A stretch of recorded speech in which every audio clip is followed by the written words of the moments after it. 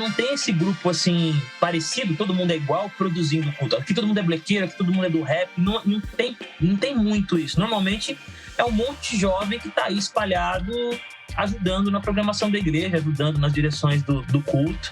E o processo natural é que esses jovens, ao meu ver, se expressem com aquilo que melhor comunica o que eles estão sentindo. E as pessoas estão se adequando. Da mesma maneira que anteriormente você tinha um monte de gente cantando cantor cristão e jovens, não todos, que não se sentiam representados, hoje talvez você tenha várias comunidades cantando coisas que os mais velhos não se sentam representados, talvez. Mas eu acho que é um processo natural.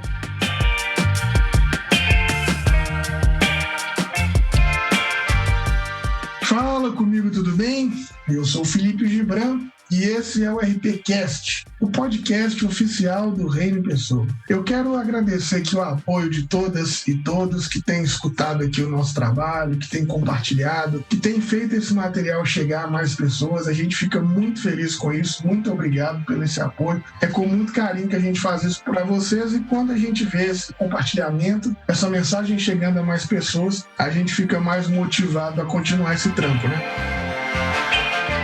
Bom, começando o nosso bate-papo de hoje, é sempre bom lembrar que o reino de Deus é um reino de amigos e que a gente não faz nada sozinho nesse negócio. Então, quero chamar aqui meu camarada e meu amigo, Walter Pinheiro. Seja muito bem-vindo, camarada. Fala, galera, é um prazer mais uma vez estar com todos vocês aqui. Só queria dizer que, segundo as pesquisas do Instagram Folha, pesquisas feitas recentemente, eu sou o segundo integrante mais bonito desse podcast. Os outros dois vão ter que lutar por isso, em primeiro lugar. Abraço. A gente tem a bênção do Senhor de ter a saúde da Pamela restaurada. Então, um privilégio ter a queridíssima que sobreviveu ao Covid, graças a Deus. Amém, não terra. Seja muito bem-vinda, querida. Salve, galera. Tô muito feliz de estar de volta. Tô já pedindo aí pra gente regozijar muito em Deus por essa vitória. E vamos que vamos, mais um cast aí.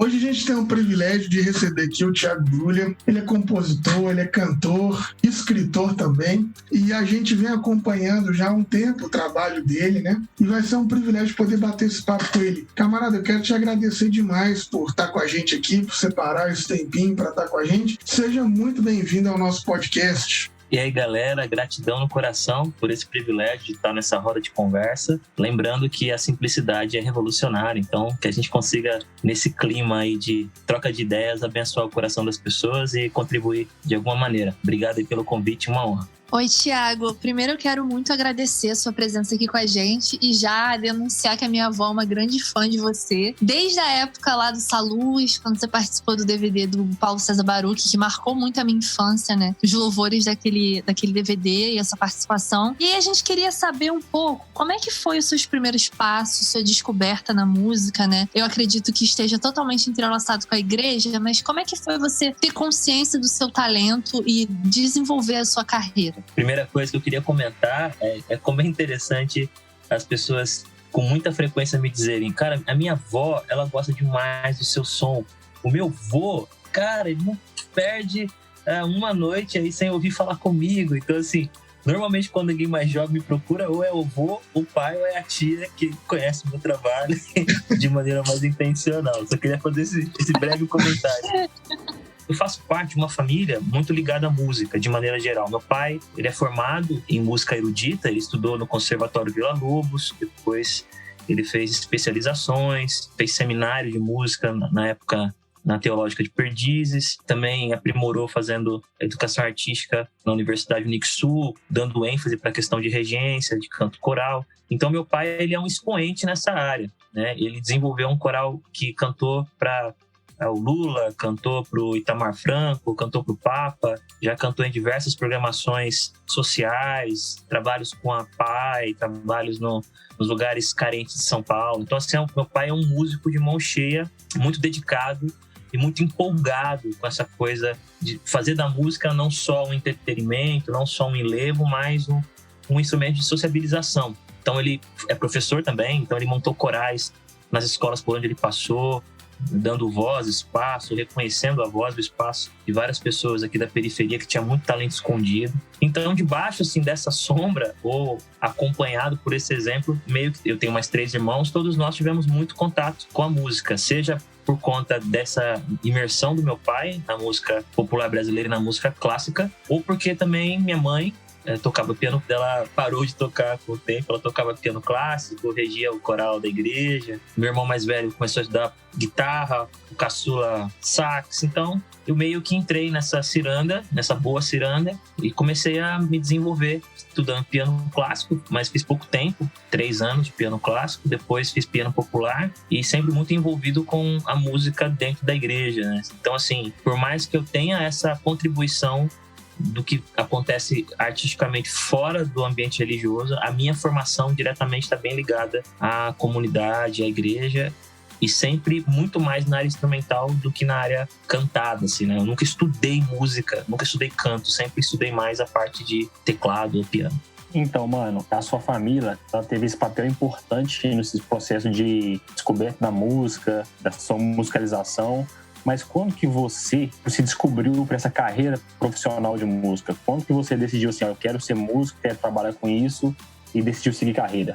Isso é um traço muito forte na minha história. Eu nunca decidi. O que aconteceu? Eu comecei a cantar muito novo. Foi natural eu me envolver com diversas áreas da igreja que estavam relacionadas à música. Até que na juventude, na adolescência para a juventude, me tornei líder desse famoso grupo de louvor, né? Ministério de louvor. Então, eu fui um dos pioneiros aí dentro da denominação batista da minha região a me dedicar de maneira mais integral, assim, ministrando louvor, conduzindo a igreja, compondo. E com pouco tempo fazendo isso, eu acabei criando uma relação muito intensa com a associação, com a região, com as pessoas no entorno, e me convidavam para cantar aqui, cantar ali. Mas nunca foi uma intenção de me profissionalizar, nunca existiu em mim essa vontade nem esse objetivo. Mas eu estava passando numa loja procurando um CD para montar um repertório e eu vi pela primeira vez Paulo César Baruch. Cara, aquilo foi impressionante para mim. O CD Em Tua Presença foi, assim, uma tradução da minha alma. Assim, cara, é possível cantar uma música que converse tanto com a nossa realidade, com o que eu tô sentindo. Isso não era normal para mim. Eu gostava de cantar, mas a música não passava na minha existência. E o Baruch teve esse efeito, assim, o repertório dele. E eu convidei ele para cantar num evento, ele foi, nos demos muito bem, ficamos ali conversando, trocando ideia. Ele descobriu que eu escrevia canções, me deu uma atenção, marcou pra gente tomar um café, a gente se encontrou algumas vezes. Ele não era ainda esse monstro nacional que ele é hoje, mas já era uma pessoa bem reconhecida no seu talento. Nessa caminhada, a gente conviver, trocar ideia, se encontrar de vez em quando, a minha primeira namorada terminou comigo. Eu fiquei muito mal, fiquei arrasado, aqueles caras assim, sofrência mesmo. Se eu tivesse escrito música naquela época, eu seria o Marílio Mendonça desse tempo. E ele, com paixão, me convidou para trabalhar com ele. Eu comecei a trabalhar com o Baruch para que eu pudesse lidar melhor com aquele momento que eu estava vivendo. E eu fui trabalhar como office boy dele. Na verdade, não era nem office boy. Eu comprava coisa no mercado, eu ia numa loja pegar CD para ele. Eu fiquei um bom tempo trabalhando nisso, arrumava sala para receber visita, varria chão. E eu fiquei um tempo fazendo isso e caminhando com ele. E ele me levava, quando ele ia cantar nos lugares, ele me envolvia nos processos, mesmo sem eu nunca pedir, sem nem esperar isso. Até que, depois de um tempo cantando com ele, pregando, ele acabou me convidando para gravar um CD. E aí ele, o irmão dele, o Gerson, fizeram todo o investimento. E de lá para cá, tudo que eu vivi na área da música sempre esteve ligado à generosidade do Baruch. Então eu acabei entrando nessa vida de cantar, entre aspas, profissionalmente, de maneira muito assim inesperada e não planejada, mas nunca deixei de trabalhar com outras coisas. Sempre trabalhei com a agenda dele, com a agenda do Leonardo Gonçalves, com a agenda de outros cantores. Assim, nunca me dediquei totalmente à área da música. Eu acabei fazendo faculdade de letras para talvez selecionar. Então foi mais ou menos assim. Literalmente, mano, o pé na bunda te botou pra frente, ué. Literalmente, com certeza. Hoje a gente olha pra esse rio, mas não é engraçado esse negócio não, né, velho? Cara, agora, eu sei que você tá falando assim meio que brincando, mas foi uma experiência muito rica, mano, porque foi a minha primeira decepção com a vida, né? Eu sei que a gente não pode superlativar nessas questões, terminou um namoro, mas assim, foram muitos anos de relacionamento, assim, acho que 3 anos, se eu não me engano, E foi a minha primeira decepção com a vida, de que as coisas não seguem as minhas regras, o meu tempo, os meus planejamentos. Então, eu saí de uma bolha mesmo, então eu comecei a compor com mais intensidade, eu comecei a ler com mais intensidade, eu comecei a me relacionar com a vida com menos lentes cor-de-rosa, e então foi um processo de maturação muito especial. Eu acho que tem toda essa questão também pelo fato da gente ser crente, né? Que a gente é ensinado desde jovem a botar essas expectativas muito altas, como se a realização máxima da nossa vida na juventude crente fosse mesmo o casamento, né? Essa perspectiva de um relacionamento só, que vai conseguir chegar no casamento até o final, felizes para sempre. Então, acho que isso é uma quebra para muita gente. Eu também vivi uma experiência parecida e foi esse impacto mesmo, me abriu para o mundo, para minha sensibilidade também, na composição das coisas, nos meus escritos. Eu acho que é até saudável pra gente, né? A gente cresce. Pra mim foi muito legal. Foi uma experiência de reconciliação com a dor, assim. Eu comecei a entender que a dor, ela sabe ensinar, ela sabe falar, ela sabe trocar ideia. E que ela é importante. E não só a dor que me aponta para os vazios que a vida tem, né? E esses vazios que a vida tem não necessariamente precisam ser ruins. Como diz o nosso querido Rubem Alves, a gente só consegue abraçar quando as nossas mãos e braços estão vazios, né? Então o vazio é a possibilidade do preenchimento, né? Então foi muito bom. Foi uma experiência que eu não pediria para experimentar, para ter, né? Mas eu agradeço por ter tido. Eu acho que, pelo menos no meu processo assim, de composição, de criação, a angústia me ajuda muito. Literalmente, esse lance da angústia produtiva, para mim, funciona demais. Acaba desenvolvendo muito. Agora, Pamela, o Grulha, quando ele viveu esse processo, ele encontrou o Baruch. Você deu azar, velho. Você encontrou a gente do Reino Pessoa. Eu não sei se vai ser a mesma coisa, tá? Mas enfim, né? Sobrou a gente. Mas você falando, camarada, de ter se descoberto aí e essa caminhada com o Baruch e de você trabalhar também, né, com a agenda desses outros artistas do ambiente evangélico, como é que você diria, assim, que funciona esse ambiente musical evangélico, assim, no espaço da música? Porque eu acho que as outras artes, elas têm até uma segmentação menor quando se diz evangélico, ela dialoga melhor assim no ambiente secularizado. Mas a música no ambiente evangélico ainda é um tabu, né? Ainda é a música gospel. Então, assim, será que você diria que dá para ver de arte disso, dá para ver da música, assim? Ou você já passou muito perrengue, assim? Algum momento você pensou em desistir da arte? Tô falando da arte pela arte mesmo, né? Não só do negócio, assim. Como é que você vê isso de modo geral, assim, no ambiente da música brasileira? Felipe, eu não tive tempo de refletir para entrar, né? Eu meio que pensei enquanto eu já caminhava nesse cenário. Então, eu nunca fui alguém que viu na música um tributo ou uma paixão pela arte, pela criação. A música, ela estava muito linkada com uma experiência de serviço. A música, para mim, ela não era uma oportunidade de enlevo pessoal ou de olhar para as coisas de maneira mais profunda e poética. Não, a música era algo que eu fazia na igreja para que as pessoas viabilizassem os seus sentimentos e que elas conseguissem expressar as suas dores. Então, eu não tinha esse olhar meticuloso, minucioso, até mesmo profissional para a arte. E eu fiquei muito tempo assim. Então, quando eu entrei no cenário, a minha jornada foi muito bonita. Ela foi muito bonita, muito especial. Porque, primeiro, eu nunca tinha refletido sobre o sistema, então eu não tinha preconceito sobre o que era estar no mundo gospel.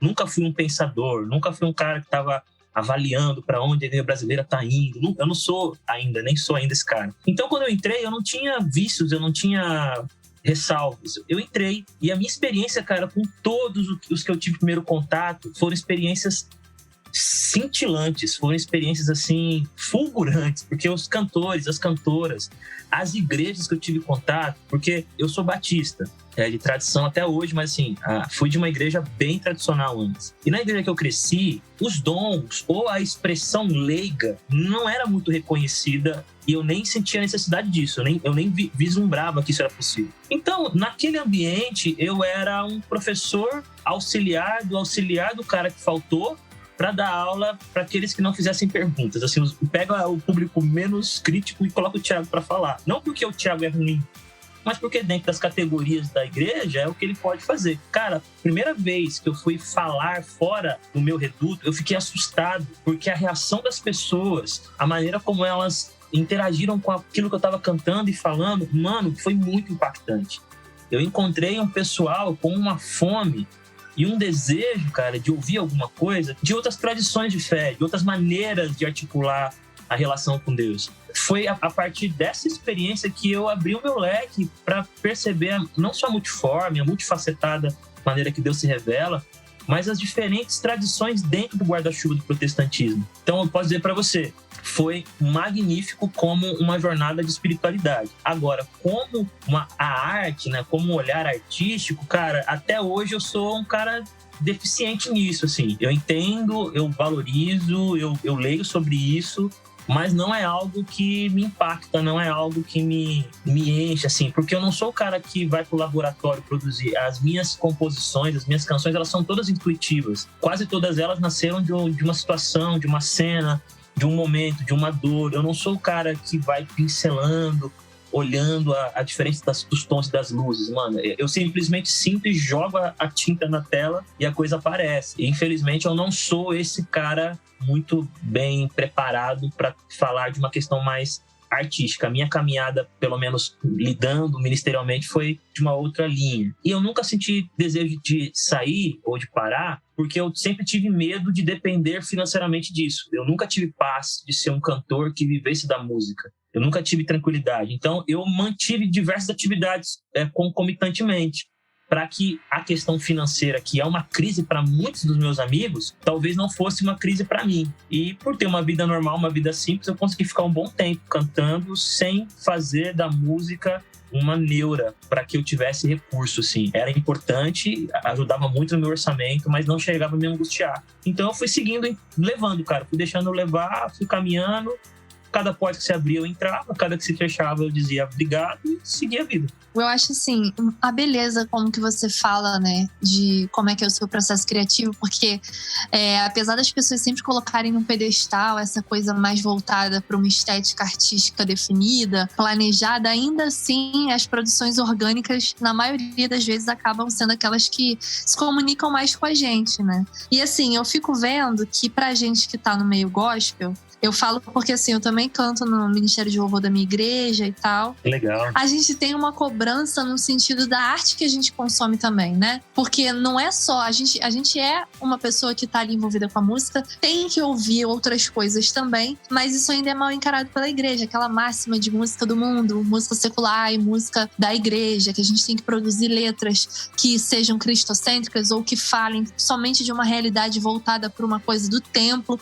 E eu fico imaginando como foi essa sua caminhada espiritual de se abrir, né? Eu também sou batista, eu imagino muito bem o que você está falando, que as hierarquias dentro da igreja batista são muito bem definidas, os ministérios, né? Quando a igreja é super tradicional. Então rola uma cobrança, especialmente com o que a gente defende, com as coisas que a gente coloca na nossa arte, como a gente se manifesta, e as pessoas te colocam no quadradinho de se você é o crente correto de acordo com a denominação ou não. E você com uma família toda envolvida ministerialmente, eu imagino que a cobrança deve ter sido muito difícil, né? Nesse momento que você se viu ali querendo falar da sua música de uma maneira mais orgânica, se distanciando um pouco dessa tradição, conhecendo outras maneiras de se expressar na espiritualidade. Como é que foi se emancipar?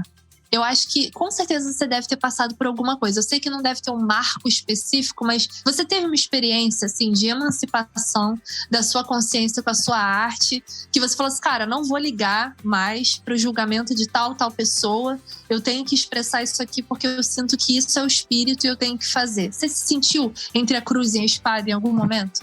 Bacana demais a sua pergunta, porque, assim, quando eu penso no tempo que eu vivi dentro de uma denominação, que ainda faz parte, né, mas outros contornos, dentro de uma denominação extremamente, assim, eu não sei usar a palavra certa, assim, mas que coibia bastante, que boicotava bastante, que colocava bastante cabresto, eu vivi uma experiência muito boa, porque ali naquela relação onde não havia nenhuma fama, não havia nenhum tipo de glamour, era um trampo, assim, que você fazia e no final alguém reclamava ainda, tipo, você cantou uma música a mais, você tá falando muito na hora do louvor, esse repertório não tá legal, vamos mudar essa letra. A coisa que era mais comum era mudar a letra do Renascer Praise, mudar a letra da Lagoinha. Então, eu vivi num ambiente onde o meu papel não me deu notoriedade, não me deu autoridade. Isso foi muito bom para mim, Thiago, porque eu tive que aprender a significar na minha vida a comunidade por outras vias. Então a minha relação com a minha comunidade, que foi muito intensa e muito especial, nunca passou pela música. A música estava presente, a música era importante, mas ela não era o vínculo, ela não era a cola, eram as relações. Então, quanto mais as pessoas falavam mal de alguma coisa, mais eu me aproximava delas, mais eu frequentava suas casas, mais eu queria entender por que elas tinham essas travas. E isso, ao meu ver, me fez alguém que não tem tanta dificuldade, eu acho, né? É uma leitura sobre mim mesmo, posso estar errado, de me colocar mais próximo da perspectiva do outro, porque eu fiz isso. Eu via gente muito querida, que era muito amorosa, tendo muita dificuldade com aquilo que a música propunha para aquele ambiente. Por mais que eu tive essa experiência assim, meio de cortar as asas, eu sangrei abraçado com essas pessoas, eu não as deixei. Quando foi que rolou a emancipação, Panda? Eu tive um pastor que me ajudou a gravar o primeiro CD, me apoiou, um cara incrível. Inclusive, até indico para vocês, porque ele revolucionou a vida de todos os jovens da Zona Leste de São Paulo. O pastor José Januário, o pastor Nino. Ele foi meu pastor por muito tempo. Quando ele saiu, veio um outro pastor muito querido, mas ele era um pastor reformado, mas reformado assim em nível puritano. Extremamente inteligente, extremamente dedicado, mas bem reformado. Reformado nível hard. Fala comigo. Não, necrocalvinista. Mentira, tô brincando. Então, era nível hard. E eu fiquei 1 ano caminhando com ele. Eu disse para ele que eu não me identificava com a maneira como ele conduzia o púlpito, a maneira como ele apresentava os ensinos, o evangelho, mas que eu queria caminhar 1 ano com ele, pelo menos, para verificar se realmente eu precisaria abrir mão de 20 anos de uma igreja, de uma comunidade por conta disso. E ele foi muito generoso, caminhou comigo durante 1 ano. A gente teve várias conversas boas e tensas, tivemos vários encontros. Ele me passou literaturas que ele tinha como referência. E depois de 1 ano não dava. Eu me sentia mal, eu não conseguia me identificar. Eu não traía um amigo meu para ouvi-lo, porque eu não me identificava com a maneira como ele apresentava aquilo que Cristo deixou e a maneira como ele entendia tudo isso. E aí eu falei pro meu pai me abraçou de um jeito muito legal. E eu saí daquela comunidade, e sair daquela comunidade me deu outra voz, porque eu percebi que a minha voz sussurrava, ela se contia para não incomodar as pessoas que tinham nome para mim, que tinham rosto, que tinha... Quando eu saí da comunidade, esses rostos foram esvaindo, foram desaparecendo. E eu não comecei mais a falar com aqueles rostos, eu comecei a falar coisas que eu acreditava. Foi daí em diante que a minha caminhada tomou outras proporções, porque eu tive mais coragem de meter as caras, fui parar numa comunidade bem simples, mas muito mais para frente. Um pastor tem uma linha acadêmica, um cara que frequentou, né, o ambiente da USP, e que não só porque era USP, mas uma coisa assim bem dialogal, bem dialética. Então, eu fui para o outro oposto, não chega sobre liberalismo teológico, mas o outro oposto. E foi aí que a minha vida foi tomando outros ares e tô feliz de ter vivido tudo isso. Muito legal, mano, essa trajetória sua. Eu me sinto bem identificado, né, com as coisas que você falou, desse processo de mudança de pastor, de caminhar com quem você discorda, depois de estar numa igreja que é mais dialogal. Pensando mais um pouco nas coisas que você produz, eu sei que na sua vida nem tudo foram flores, teve várias dificuldades, várias delas você contou aí pra gente. Nessas minhas angústias com teologia, com igreja, eu sempre escrevi muito. Então eu sempre botei no papel aquilo que eu sentia e aquilo que eu estava estudando também. E você é um escritor por excelência, quem te acompanha sabe. Você escreve poemas, pequenas reflexões, textos mais elaborados. Como que é esse desenvolvimento da escrita na sua vida? Como que você descobriu assim, eu preciso de colocar no papel aquilo que eu estou vivendo, aquilo que eu estou sentindo?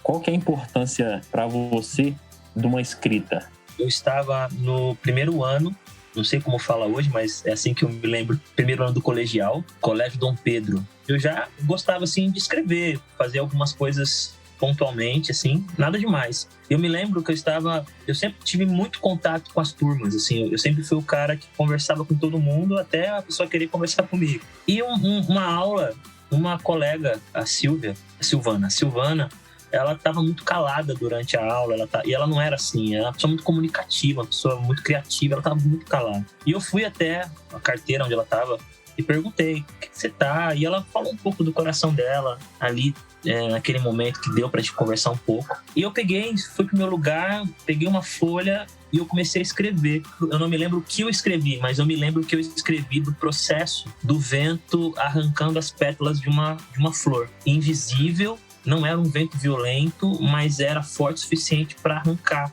a pétala. E eu comecei a escrever sobre essa pétala. E eu fui até o lugar dela e disse assim, eu escrevi isso aqui para você. Cara, quando ela começou a ler, ela chorou tanto. Mas não era um choro de tristeza, era um choro de quem conseguiu colocar para fora o que não estava conseguindo traduzir. Foi o que ela me disse. E foi um momento assim tão incrível, foi uma epifania para mim assim.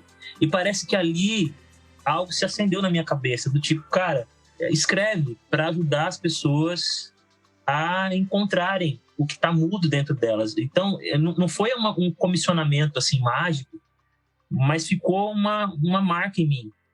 E eu acho que foi a partir dali que eu transformei a escrita num jeito de viver. Então, eu não escrevo eu escrevo por causa, eu escrevo por causa da vida.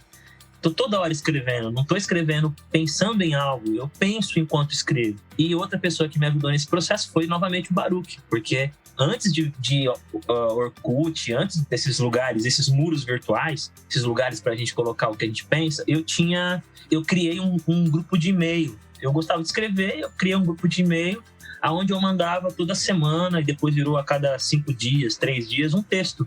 Eu pegava ali a Bíblia e escrevia um texto. Isso teve uma repercussão assim muito bacana entre os meus. E cada amigo meu foi incluindo outra pessoa. E um dia eu estava no Baruch trabalhando e estava escrevendo. Eu lembro que era sobre Davi. Estava escrevendo lá e ele falou, o que você está fazendo? Estou escrevendo um texto aqui que eu costumo mandar para alguns amigos. Na época eu tinha um Hotmail chamado travessinho@hotmail. Eu era fã dos Travessos, tá? O grupo de pagode. Que saudade. Muito bom essa estética maravilhosa. Essa careca aí já foi platinada, que não me nega. É isso aí, já foi. Que nostalgia. Eu sigo sendo fã, mas ter coragem de fazer um e-mail desse, cara... Travessinho, cara. Acredita, mano. O meu primeiro e-mail na vida chamava travesso.sp@bol. Esse foi o meu primeiro e-mail. O segundo foi travessinho@hotmail. Mas você é irmão mais velho? Não, o mais velho é o Júnior, Nivaldo, e eu tenho 2 mais novos. Como é que o seu irmão mais velho te deixou fazer isso? Ele já tava... Se fosse o meu irmão... Ele já tava na faculdade, meu irmão saiu muito cedo de casa. Meu irmão, ele é o intelectual da família, então ele, muito novo, já foi buscar outros ares. E aí, cara... o Baruch me viu, leu e falou, cara, não, você tem que compartilhar isso aqui é muito bom e tal. Ficou me insistindo comigo e me despertando para essa realidade que eu podia escrever coisas também sobre a espiritualidade, sobre a igreja, de maneira geral. Aí eu nunca mais parei, cara. Aí quando veio o Twitter, eu virei assim um twitteiro intenso. Eu tinha uma presença assim muito forte no Twitter e eu tinha muitas frases que ganhavam audiência, ganhavam repercussão na época. E aí o Baruch teve essa ideia de pegar frases que eu escrevia e que eu achasse que tinha mais sentido para colocar num livro. Então, a gente dividiu o livro em vários setores, temático. Eu escrevia um pequeno texto sobre aquele tema, por exemplo, amor. Escrevi um texto sobre amor, depois várias frases que falavam sobre amor. Espiritualidade. Escrevi um texto sobre espiritualidade, várias frases sobre espiritualidade. Nunca mais parei, fico escrevendo, fico irritando. Eu não sei como as pessoas me seguem no Instagram, porque eu não me seguiria, porque eu acho extremamente irritante, porque eu escrevo às vezes 4, 5, 6, 7 textos num dia, né? Então, deve ser chato. Eu devo ser silenciado por muita gente.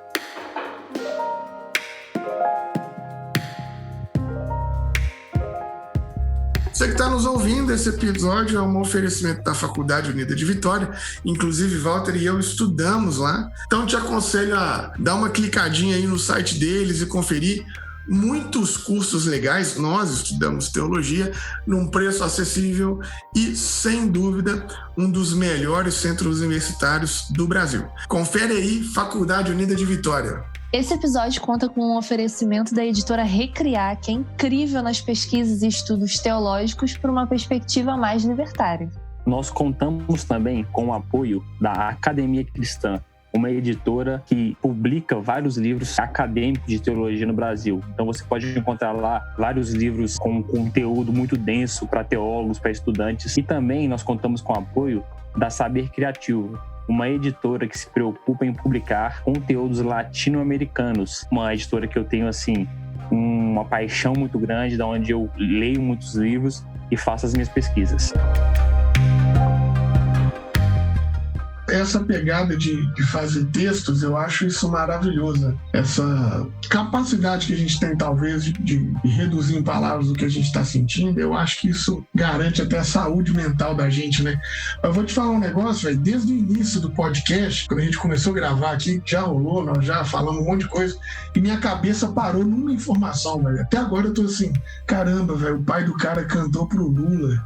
Eu até agora não consegui pensar em outra coisa. Estou lá pensando nesse rolê até agora. Mas aqui, camarada, eu até brinco aqui, eu tenho uns amigos aqui, pastores, a gente fica zoando um ao outro e eles ficam brincando de mas hoje em dia seu louvor tá muito Nutella, quando tem muito worship, aquela coisa toda. Em especial, né? Eu sou fã, até não poder mais de worship. Mas eu vou percebendo agora, por exemplo, todas as igrejas que eu vou, aliás, quando eu ia, né, porque agora tá tudo de lockdown, que a máxima das músicas são sempre essas, assim, tá nessa toada, talvez de um louvor mais sentimentalista, porque antigamente a gente fazia tudo, né, a gente pulava, gritava, você começava um louvor, tinha samba, reggae, rock, tudo na mesma playlist e no mesmo culto. Hoje parece que tá mais nessa pegada, talvez vamos pensar assim, hillsongizada, né? Você percebe se vem acontecendo assim, um processo de meio que de pasteurização das músicas da igreja, ou isso é só mais uma onda como qualquer outra e logo volta, sei lá. Como é que você vê essa onda do worship? Cara, na minha leitura, eu acho que essa experiência do worship, ou essa experiência da música mais voltada para o sentimento, para a expressão da alma, eu acho que isso não é uma coisa nova e acho que é uma coisa que ganhou mais força porque foi cada vez mais propagado. Deixa eu tentar explicar melhor. Na minha experiência, a igreja que eu convivia e que eu congregava, ela cantava João Alexandre, Vencedores por Cristo e por aí vai, muita coisa linda que deve continuar cantando. Mas eram canções que alcançavam um tipo de experiência e um tipo de pessoa, e que normalmente eram as pessoas responsáveis pelo culto. Eu sou de um tempo onde o culto, não que seja diferente hoje, mas o culto ele é planejado tendo pessoas em mente. Ele é planejado para um personagem, para um tipo de coração, para um tipo de mente. Então, eu cresci ouvindo cantor cristão, eu cresci ouvindo canções mais clássicas, canções de um Vencedores por Cristo. Por quê? Porque o culto tinha essa cara. O culto de jovens era outra coisa. Então, o culto de jovens, que era um grupo presente na igreja, era um culto. Tinha outro repertório. E o culto geral era o culto dos adultos, era o culto dos idosos, era o culto dos mais maduros. Na minha leitura, o que foi mudando foi isso. Pouco a pouco, tanto a mudança da maneira de enxergar a vida, seja numa perspectiva pós-moderna, moderna, hipermoderna, não sei...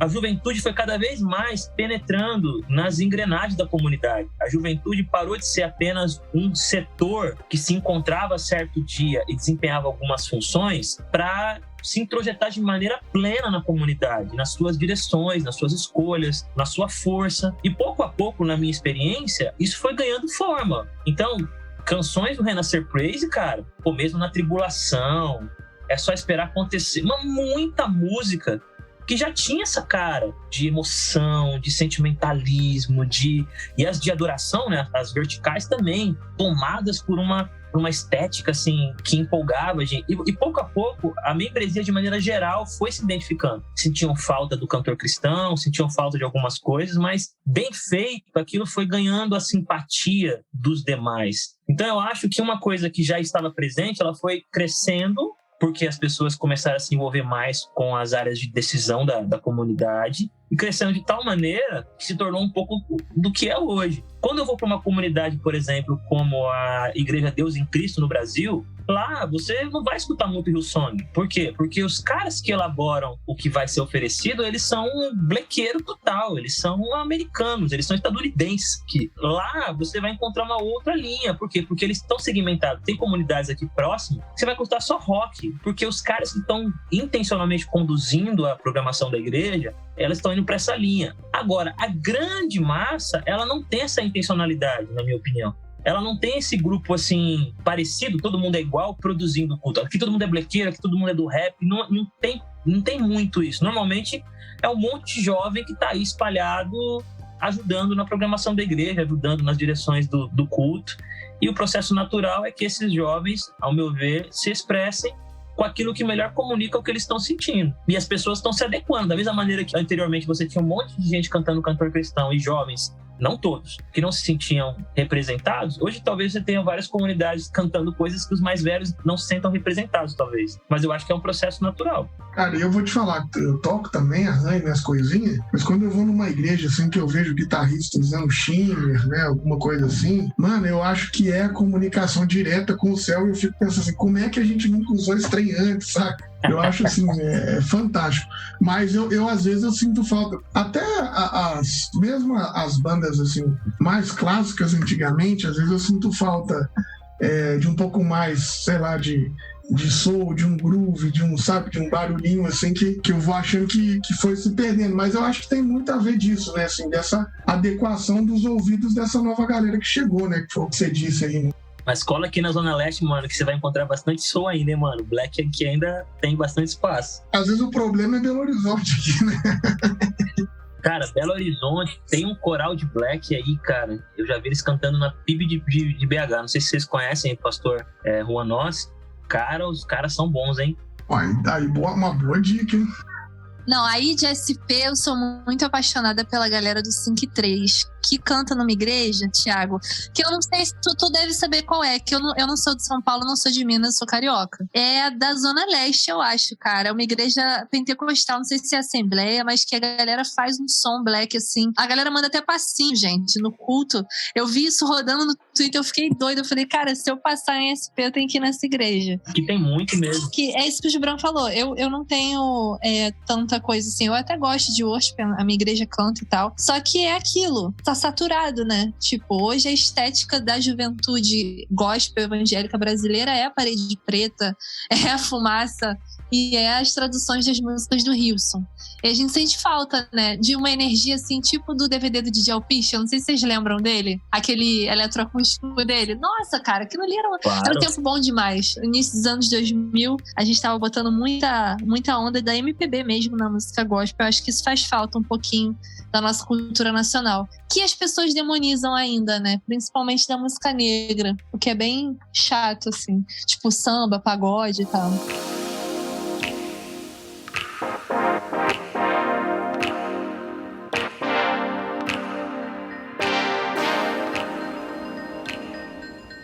Mas eu quero pegar um gancho aí, Pamela.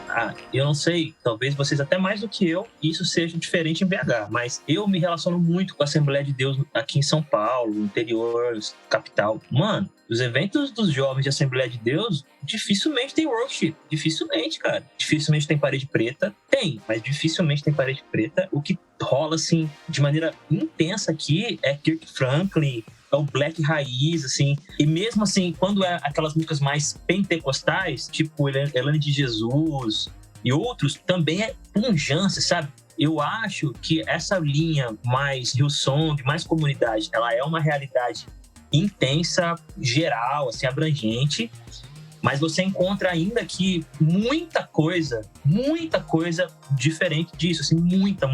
Eu sou aqui, eu moro hoje em Suzano, mas a minha vida inteira ali Itaim Paulista, São Miguel Paulista. Eu digo pra vocês que eu ainda rodo muito, e se eu te falar que tem uma igreja de parede preta, é muito, porque ainda é um ambiente muito conservador aqui, muito conservador no sentido de o templo é um lugar santo, não pode mexer nisso porque isso vai dar cara de casa de show. Então aqui é muito difícil essa estética, pelo menos na região que eu convivo. E, mano, a Assembleia de Deus aqui é bomba. E o que mais tem é a galerinha frenética aí no black e nas músicas pentecas mais enérgicas, assim. Não, assim, eu concordo muito contigo, porque aqui o Rio, a gente tem uma coisa sincrética muito forte. Você já deve ter vindo aqui, cantado várias vezes aqui no Rio. Eu sou da Baixada, né? Sou de Duque de Caxias. A periferia não sucumbiu a essa estética ainda mesmo, porque as pessoas ainda, principalmente os pentecostais, de igrejinha de ponto de pregação e tal, que tem perto da minha casa, assim, são muito ainda pela coisa do culto do poder, né? Então tem o pandeiro, tem os elementos ainda de cultura negra muito forte. Não, ainda tem o forrozão, né? das músicas pentecostais tocadas em ritmo de forró mesmo. Muito. Mas eu vejo que tá tendo, assim, tipo uma simbiose, mano. Tá tendo uma coisa muito engraçada. Aqui na zona mais rica de Duque de Caxias, que é a 25, né? Que é a parte da zona sul do meu município, que é a galera mais que quando acende, ganha dinheiro, vai pra Barra, que é outra área também de ascensão de classe média emergente. Ali, sim, que é a galerinha, inclusive, que apoia, né, o governo atual e etc. Que é a galera que meio que se ficou menos tradicional, que veio de Batista, se reatualizou, né, não ficou renovada e começou a aceitar esse público como alvo jovem muito grande. Aí a galera pode se tatuar, mas bandido bom é bandido morto. Aquelas coisas, né, que a gente tem que lidar no meio evangélico hoje. Aí essa galera tem mais essa pegada de Hillsong, de Jesus Culture, essa parada toda de worship gringo mesmo. Porque eu percebo também, Pamela, que muitas das igrejas que tomam esse formato são igrejas que não estão ligadas apenas ao repertório, elas meio que estão pegando o combo completo, assim, tipo, algumas igrejas norte-americanas, estadunidenses, algumas igrejas que estão em alta como uma referência do todo. Então, é muito comum. Por exemplo, eu fui muito pouco no Rio, porque, não sei se você sabe, é muito difícil para alguém de São Paulo entrar no Rio de Janeiro, a não ser que ele tenha, assim, realmente uma relevância de público. Porque o Rio tem muita gente, São Paulo tem, Rio também tem muita gente. Então, para que o cara vai gastar, sei lá, R$2.000 para levar um cantor com a banda, se ele pode chamar um cara que vai arrastar público e cobra 1.000 sem transporte, sem avião, essas coisas. Então, eu tive no Rio pouquíssimas vezes. Tanto é que a última vez que eu fui pro Rio, eu fui cantar na igreja da Aline Barros, tinha 10 pessoas pra me ouvir. Tipo, e nunca mais me convidaram. Porque, tipo assim, a primeira vez que eu fui, acho que foi uns 30. Na segunda foi 10. Não, vamos parar de investir nesse cara que não tem jeito, não. Mas eu percebo que, normalmente, minha experiência, tá? Falando empiricamente, a galera que pega esse combo completo não é uma galera só do repertório. É uma galera que tá importando um jeito de ser igreja. A referência dos caras gira em torno disso, né? E não é uma crítica. Para mim é uma constatação. Aqui em São Paulo tem uma igreja muito legal. Já ouviram falar da ADAI, Assembleia de Deus do Alto Ipiranga? O pastor Rodrigo Soeiro, já tiveram algum tipo de contato com ele? Cara, eu já ouvi de longe, mas não sei do que se trata, não. Cara, é uma igreja. Pensa numa igreja Assembleia de Deus que eu falo, mano, que referência pro Brasil. Eles são equilibrados, eles são estudiosos, eles são fervorosos, eles são sociais, eles são missionários, assim, eles têm um equilíbrio que eu fico impressionado. E o pastor Rodrigo Soeiro, ele pegou a igreja para fazer rodar, desculpa usar essa expressão, tá?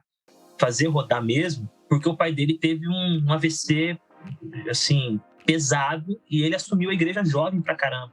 E a igreja é maravilhosa. E ela é assim, ela é pretona, ela tem um ministério de louvor com a linha toda Hillsong. Mas por quê? Porque os caras querem isso mesmo. Ele é associado com os caras que são pastoreados pela Hillsong, eles têm alianças. Então eu acho que tem muita igreja assim, que não adota só um estilo de música. Eles adotam um estilo de igreja mesmo, assim, de liturgia, de público-alvo e de jeito de caminhar.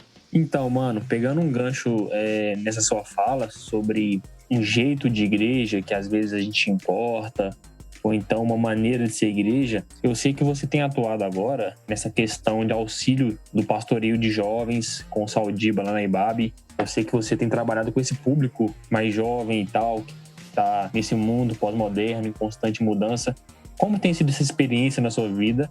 Antes de saber da experiência, eu queria saber como que você foi parar lá. Não que você saiu do seu trabalho musical, porque eu sei que você atua com isso ainda. Você ainda faz suas coisas. Mas você agora está atuando nessa pegada de acompanhar os jovens numa igreja, né, numa igreja batista. E eu queria saber como que você tem visto o comportamento, como que os jovens têm se comportado na igreja, porque antigamente, na minha época, a alegria do jovem de uma igreja de periferia era se pregar e tal. Hoje a gente sabe que essa dinâmica mudou um pouco. Como que você tem percebido essa sua atuação com pastores de jovens, essa juventude na nossa igreja brasileira? Eu tenho que reconhecer que eu vou falar de um recorte muito específico, né? Porque eu acho que a IBAB, ela é uma experiência muito diferente, de maneira geral, assim, da igreja no Brasil, por conta do pastor Ed, que é uma cabeça não só brilhante, mas muito empática, muito cuidadosa, que dialoga muito com as realidades e com os conceitos e conhecimentos que estão à disposição aí. Então, assim, os jovens da IBAB, eles são jovens que vêm chegam ou se desenvolvem debaixo dessa liderança, desse tipo de pregação, desse tipo de olhar. Então, a primeira coisa, a IBAB não é uma igreja que ensina a juventude a se envolver com programações. Ela não é uma igreja que diz, para você ser um jovem relevante, você precisa estar aqui o máximo que você puder, você precisa assumir cargo, você precisa desenvolver algum ministério aqui dentro. A IBAB não tem essa filosofia. A IBAB, ela acredita no desenvolvimento do cidadão, no desenvolvimento crítico do ser humano e no seu envolvimento com o todo da realidade. Então, a gente não mede a qualidade de uma juventude na IBAB pelo número de pessoas que frequentam algum tipo de atividade religiosa que a gente está propondo. Por mais que a gente considere essa atividade pertinente, nós não proporíamos, não faríamos. Então, a IBAB está repleta, por exemplo, de gente de ONGs. A IBAB está cheia de jovens que estão aí no tecido social com transformações assim, impressionantes, colocando a mão na massa. Um monte de gente que trabalha com as mais diferentes frentes em São Paulo e fora de São Paulo. A IBAB, ela tem muitos jovens empreendedores sociais, galera que desenvolve plataformas, desenvolve negócios com a intenção de abençoar, de edificar e de fazer bem, né? Se preocupa muito com o bem comum. Então eu diria que se você fosse conviver com a juventude da IBAB, você conviveria, ao meu ver, com uma juventude muito viva e uma juventude assim com muito engajamento. Então não é uma coisa da juventude, mas a juventude está ali presente de maneira intensa. A IBAB, por exemplo, tem um fórum de consciência negra que reflete sobre esse assunto, sobre esse tema, sobre essa realidade o ano inteiro. Eles não falam apenas no período de novembro, eles estão ali a toda hora conversando, revisitando experiências, crescendo juntos, discutindo questões macro e micro, tratando das estruturas da comunidade, e a juventude está em peso presente nisso. A IBAB, ela tem um trabalho de cuidado com a criança muito forte, de não fazer da igreja um cultinho para as crianças, mas pelo contrário, propor desde a proteção da criança, desde o desenvolvimento cognitivo da criança até a importância da criança no todo da sociedade, como a criança tem que ser vista. E você vai ter muitos jovens voluntários trabalhando diretamente com isso, que se preenchem com isso, que se envolvem com isso.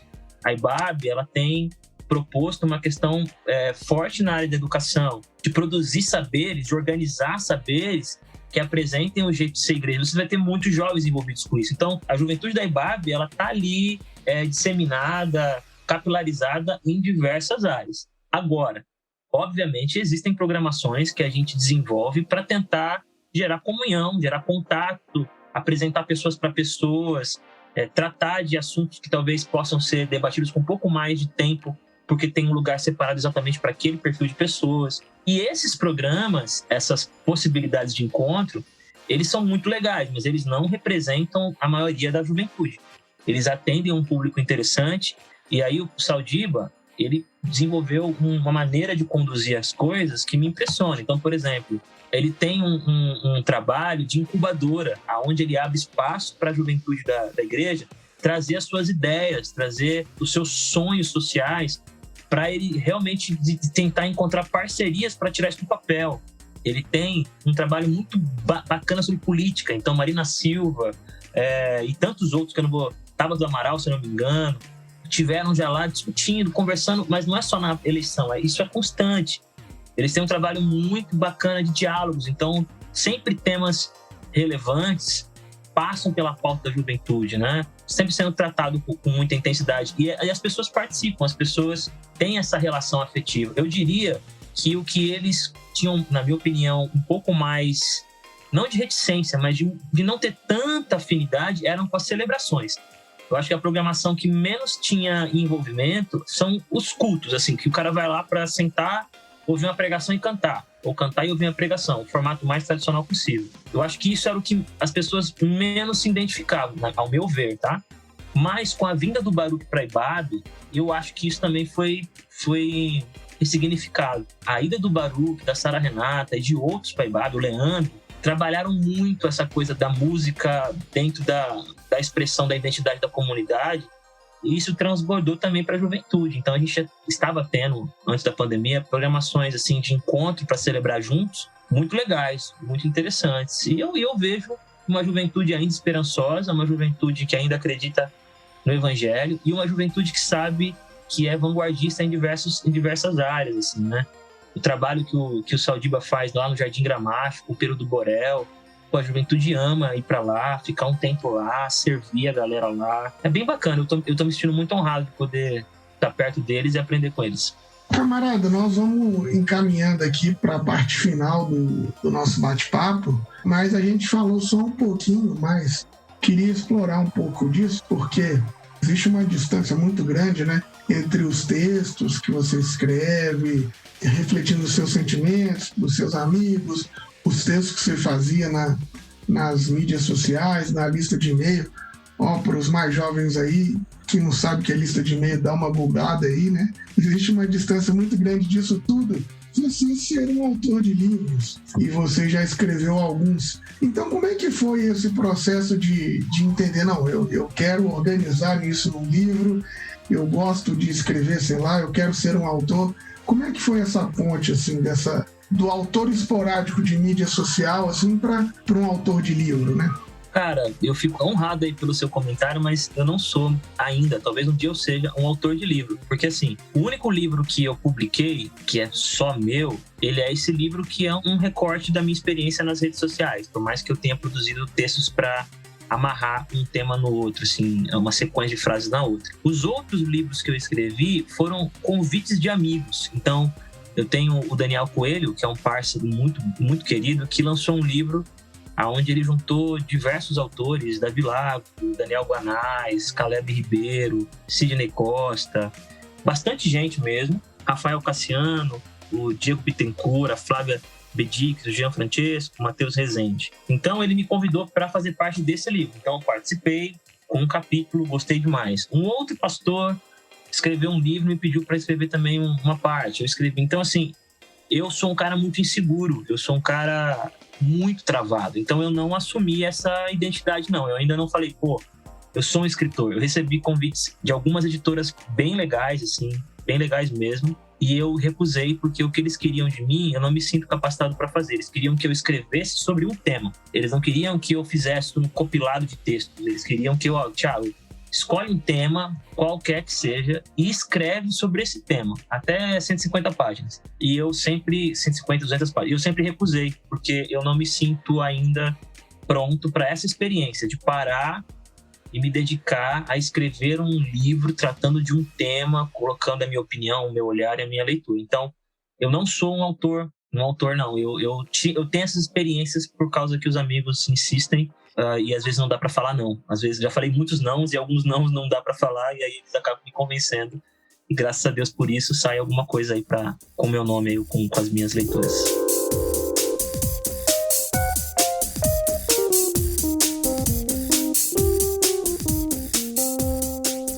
E a gente fechando aqui, camarada, você já deu algumas maravilhosas, né? Mas quem sabe você pode trazer outras. Quais são as indicações que você deixa para a galera aí, de repente, daquilo que você está ouvindo, de uma série que você está vendo, de um livro que você leu? Vamos lá. Se ele não citar o Rubem Alves, nem vale. E todo mundo sabe. Se ama esse cara. O que recentemente, assim, te tocou que você indicaria para a gente acompanhar? Vamos lá, eu estou atualmente lendo com a juventude da IBAB o Rubem Alves. Perguntaram-me se acredito em Deus. Não é nem perto a obra mais incrível dele, nem de perto, mas é muito legal. Então eu indico. Perguntaram-me se acredito em Deus. Eu acho que é um mini romance bem interessante. Eu tenho lido, eu gosto muito dele, e eu leio com bastante frequência para tentar me manter nesse espírito, o Eugene Peterson. Então eu vou indicar esse que eu estou lendo atualmente. Eu não sei se existem outras traduções com outro nome, esse livro, mas o que eu tenho em mãos é Onde o Seu Tesouro Está, a Importância da Oração Revolucionária, é da Textos. Obviamente, é um livro que fala sobre oração, mas ele escolhe uma série de salmos e ele vai, a partir desses salmos, contribuir numa reflexão sobre o que Deus sempre intencionou em relação à oração. Então ele pega, por exemplo, Salmo 1 e fala, Salmo 1 deixa claro que existe uma dimensão pessoal da oração. Porém, Salmo 2 é ainda mais claro de que existe uma dimensão política da oração, uma dimensão social da oração. Então ele vai fazendo isso, ele joga luz em um texto do Salmo e vai destrinchando e nos convidando para reflexões que nos ensinem que a oração ela nunca deve ser privada. Ela pode ter solitude, ela pode ter pessoalidade, deve ter, né, pessoalidade, mas ela nunca é um ato privado, porque a moeda corrente da oração ela é pública, ela é coletiva, ela não pode ser tomada para si, porque isso seria um roubo. Então é muito legal. Assisti recentemente a do... Desculpa a falta de ser cult, tá? Eu assisti agora do Falcão Negro, com o Soldado Invernal lá, sei lá. Achei bem legal mesmo, a maneira como ele aborda a questão do racismo. Achei impressionante, achei bem legal, genial. E eu tenho ouvido muitos amigos, não amigo, né? Ele não é meu amigo, quem dera fosse. Eu tenho ouvido muito o Antônio Carlos Costa. Eu acho que hoje, no Brasil, na minha leitura, ele é o cara com mais autoridade para falar dos diversos temas da vida, porque ele é uma combinação incrível de realidades. Então ele é o cara que está dentro da favela do Jacarezinho, ele é o cara que trabalha com manifestações, protestos que tratam dos temas mais importantes, eu acho, do tecido social. Ao mesmo tempo, ele é um exegeta, ele é um hermeneuta, ele é um teólogo, assim, absurdo. Ao mesmo tempo, ele tem uma sensibilidade poética de poucos. Ao mesmo tempo, ele é plantador de uma igreja que hoje eu não sei como está, mas uma igreja que foi muito forte e desenvolveu coisas muito bacanas. Então, assim, eu acho ele um cara muito completo. Ele é o cara que tem a política muito forte, mas você consegue, por exemplo, ler um livro dele, Sucesso Segundo a Bíblia, se não me engano esse é o nome, que ele fala sobre Josué. Então, assim, ele não se deixa sequestrar por um tema só. Ele consegue dar tudo de si pro pobre, dar tudo de si pro oprimido e continuar um erudito, sabe? Então, eu ouço muito Antônio Carlos Costa e indico, assim, sem medo de errar. Ouço muito o meu pastor Ed René e o Saldiba, e é isso. Camarada, muito obrigado. Vou te agradecer por esse papo aqui, agradecer por essa atenção que você deu pra gente, por a gente poder ter esse tempinho pra conhecer um pouquinho, porque é muito comum isso, né? A gente vê vocês, a gente vê o trabalho de vocês, mas é sempre aquela relação um pouco distante, né? Então, às vezes, aqui num bate-papo consegue falar um pouquinho da história, da trajetória, da família, e a gente vai se sentindo mais identificado com vocês que são tão importantes para a gente no ambiente da igreja, né? Então, te agradecer por esse privilégio e muito obrigado mesmo. Obrigado, gente, pelo convite. Fico muito feliz de ter batido esse papo. E é nóis, tamo aí. Mano, foi um privilégio bater esse papo com você. Sabe que eu sou seu fã, né? Sempre compartilhei seus textos lá, sempre li. Depois que a gente pôde trocar uma ideia, bater um papo, foi melhor ainda. É um privilégio demais estar caminhando um pouquinho aí com você. Cara, desculpa fazer esse comentário, eu sei que tô furando a fila aí, mas quando eu vi o Walter comentando um texto meu, eu tomei um susto, porque assim, eu acompanhava algumas coisas que ele escrevia, tinha contato com alguns dos conteúdos dele que chegavam por WhatsApp, e assim, o Walter é o cara que tá toda hora aí no front, né, mano? Não só ele, né? Eu acho que vocês como um todo, mas tá toda hora no front, falando dos temas, assim, que são cardeais e são indigestos, né?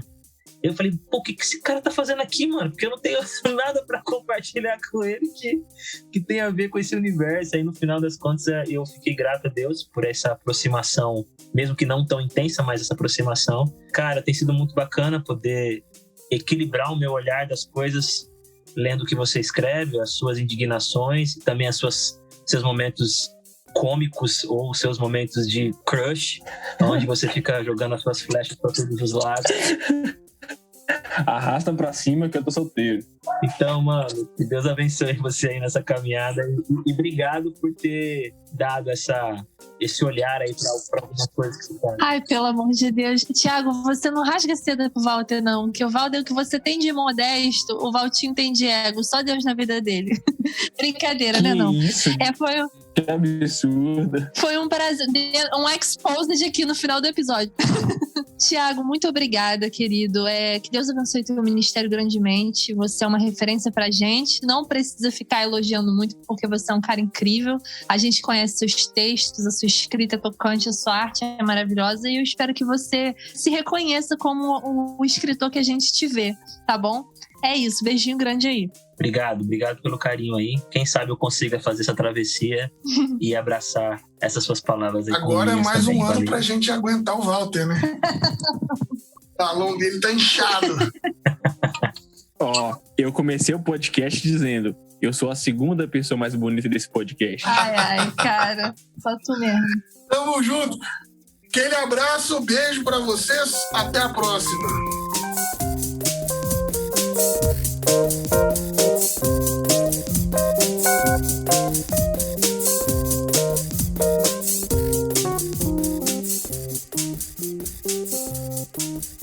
Olá, meu nome é Felipe Bulbarelli e eu edito os episódios do Reino em Pessoa. Se você quiser conhecer mais sobre produção musical, edições de podcast, siga meu Instagram, Febuba ou Felipe Bulbarelli.